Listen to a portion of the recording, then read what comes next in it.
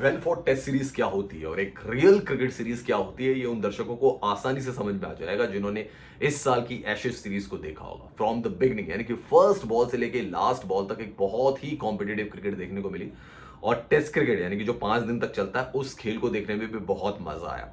In fact अगर मैं इसका कंपैरिजन करूं India versus West Indies test series से, तो वो इसके सामने कुछ भी नहीं थी। मतलब नथिंग, बिल्कुल भी कुछ नहीं थी। और एशेज को जिसने देखा होगा, जिसने फॉलो किया होगा for all the 5 test matches, उसको समझ में आया होगा कि व्हाट इज रियल क्रिकेट और एक्चुअल में क्रिकेट होती क्या है। अगर इस टेस्ट सीरीज की बात की जाए तो उसमें बहुत सारे उतार चढ़ाव, कंट्रोवर्सीज बहुत सारी नजर आई। एंड एट द एंड आप देखें कि स्टुअर्ट ब्रॉड की जो रिटायरमेंट रही, वो भी बहुत ज्यादा इमोशनल रही और बहुत ज्यादा अट्रैक्टिव रही।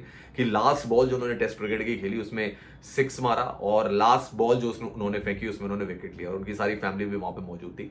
इस टेस्ट सीरीज के साथ ही अगर हम देखें तो स्टुअर्ट ब्रॉड और मोइन अली, जिनको बुलाया गया था स्पेशली इस टेस्ट सीरीज से रिटायरमेंट वापस लेने के लिए, उन दोनों ने अपने रिटायरमेंट अनाउंस कर दिया और दोनों अब हमें टेस्ट क्रिकेट में नजर नहीं आएंगे।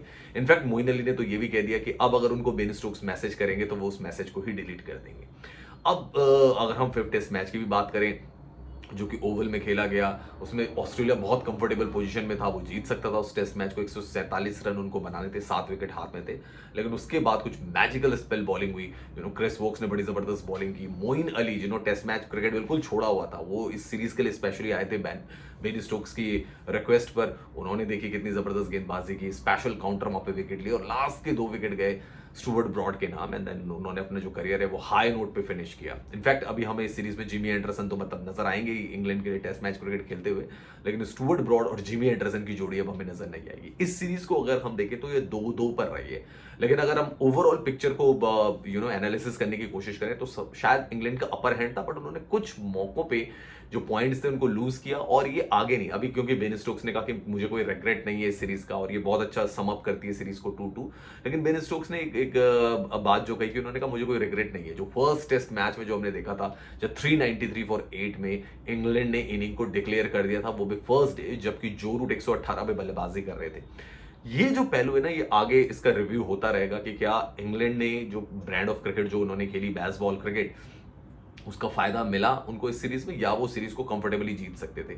मेरा पर्सनली ये मानना है कि अगर 393 रन पे 8 विकेट थे और जो रूट खेले थे, तो शायद एक दिन वहां पे इसको इंग्लैंड जो थी वो कंटिन्यू कर सकती थी। और अगर इंग्लैंड कंटिन्यू करती तो शायद वो इस सीरीज को जीत भी रहे होते, बहुत अच्छी तरीके से डोमिनेट कर रहे होते, 3-1 भी जीत रहे होते थे। इवन अगर आप इस सीरीज की एक और चीज को नोट करेंगे ना दोस्तों, तो वो ये है कि जो 4th टेस्ट मैच खेला गया था उसमें भी इंग्लैंड का अपर हैंड था। अगर चौथे और 5वें दिन बारिश नहीं होती तो हो सकता था कि इंग्लैंड के पक्ष में वो रिजल्ट चला जाता। क्रिकेट में हम कुछ प्रेडिक्ट नहीं कर सकते, but yes, they have the upper hand, उनके पास अपर हैंड था। और हो सकता था कि वो 3-2 से भी सीरीज को जीत लेते। तो वहां पे अनफॉर्चुनेटली अनलकी रही इंग्लैंड की टीम, वहां पे बारिश होती रही चौथे दिन भी और 5वें दिन भी, जिसकी वजह से वो इस सीरीज को 3-2 नहीं जीते बल्कि 2-2 से हो गई, और एशेज जो थी वो ऑस्ट्रेलिया के पास चली गई। अब अगर आप देखें कि ये भी एक बहुत बड़ी फॉर्ट सीरीज कही जाएगी कि आप किसी टेस्ट सीरीज में 2-0 से पिछड़ रहे हैं और उसके बाद आपका कप्तान आके बयान देता है कि अभी 3 टेस्ट मैच बाकी है और अगर हम तीनों टेस्ट मैच को जीतेंगे तो हम सीरीज को जीत जाएंगे। और इवेंचुअली अगर आप देखें तो इंग्लैंड क्या करता है कि लास्ट में आकर 2 टेस्ट मैचेस को जीत भी जाता है और सीरीज को 2-2 पे ड्रॉ कर लेता है। बहुत बढ़िया सीरीज थी, इस सीरीज को देखने में मजा आया। आपका क्या कमेंट है इस सीरीज को लेकर, प्लीज कमेंट सेक्शन पे जाके कमेंट।